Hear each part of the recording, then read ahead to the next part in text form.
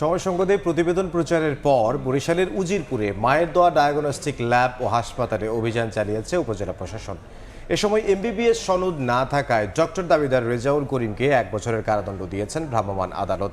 এছাড়া লাইসেন্স না থাকার পরও ওষুধ বিক্রি করায় 30,000 টাকা জরিমানা করা হয়েছে।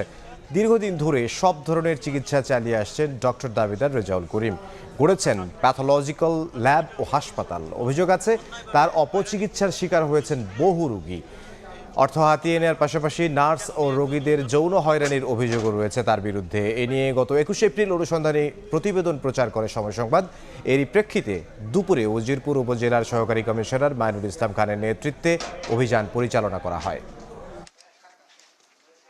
এমবিবিএস যে উনি বলতেছেন সে পুরোটাই ভুয়া এবং অযৌক্তিক, এবং এর মাধ্যমে উনি জনগণের যে সেবা প্রদান করতেন সেটা সম্পূর্ণ অযৌক্তিক এবং ক্ষতিকর। যেহেতু তিনি ওখানকার একমাত্র ডক্টর, এখন ওখানে আপাতত সকল কার্যক্রম স্থগিত রাখা হয়েছে। ডায়াগনস্টিক সেন্টারের সাথে বা ফার্মেসি ছিল, এবং ফার্মেসিতে অনেক মেয়াদোত্তীর্ণ ঔষধ, স্যাম্পল ওষুধ পাওয়া গিয়েছে। এছাড়া তার ডায়াগনস্টিক সেন্টারে যে সেবার মূল্য তালিকা থাকার কথা সেটি ছিল না। তো সে বিষয়ে আমাদের ভোক্তা অধিকার আইন 39, 45 এবং 51 ধারা অনুযায়ী তাকে 30,000 টাকা জরিমানা আরোপ আদায় করা হয়েছে।